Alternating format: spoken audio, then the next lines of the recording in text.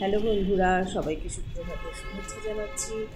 আমি শুভেচ্ছা জানিয়ে আজকে ছোট্ট ব্লগ শুরু করছি। তারপর বলো তোমরা সবাই কে কেমন আছো? আশা করবো সবাই ভালো আছো, আমরাও ভালো আছি। এই দেখো, এগুলো হচ্ছে আজকে আমার গাছের ফোটা ফুল। এর মধ্যে স্পেশাল হচ্ছে এই শিউলিটা। এই ছোট্ট একটা শিউলি পেয়েছি, তাও জল পড়ে নষ্ট হয়ে গেছে, আর একটা বেগুনি জবাও পেয়েছি। আর তারপরেই স্নান সেরে জগন্নাথজিকে সাজিয়ে গুছিয়ে নিয়ে পুজো করতে চলে এসেছি। আমি তো পিজি চলে বলে রোজ সকাল সকাল উঠে স্নান পুজোটা করতেই পারি না, কিন্তু আজ পিজি একদম ফাঁকা আর রথযাত্রা, সেই উপলক্ষে আমি সকাল সকাল স্নান করে এসে সব ঠাকুরদের সুন্দর করে সাজিয়ে গুছিয়ে নিয়ে পুজো করে ফেললাম। সবাইকে রথযাত্রার শুভেচ্ছা জানাচ্ছি। জয় জগন্নাথ বলে দিন শুরু করে সবাই। আমি এইভাবে ঠিক সাজিয়ে গুছিয়ে পুজো করতে চলে এসেছি।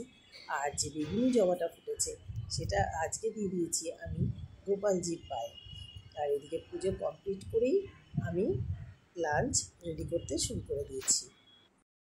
হ্যালো বন্ধুরা, শুভ রথযাত্রার শুভেচ্ছা জানাচ্ছি সবাইকে। তো আজ রথ উপলক্ষে আমি সকালবেলাতেই জগন্নাথ দেবের পুজো করে ফেলেছি।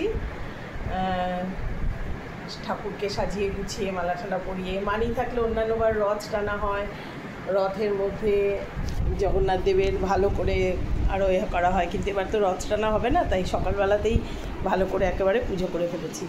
আর আমি একটু রেডি হয়ে নিয়েছি।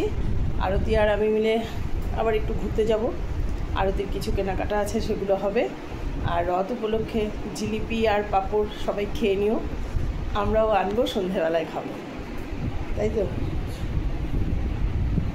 শুয়ে পড়েছে, ওর দুপুরের ঘুম চাই। বারবার বললাম একটু চলো একটু ঘুরে আসি, না যাবে না, কোনো দিনই বেরোতে চাইছে না। ঠিক আছে, তুমি বিকেলে হলেই বেরোবে, কোনো সময় বেরোবে। কালকে এখান থেকে এখানে ফুচকা খেতে যাওয়ার কথা বলেছিলাম, তাতে রাজি হয়েছিলে? তাতেও রাজি হয়নি, কোনো কিছুতেই রাজি হয় না।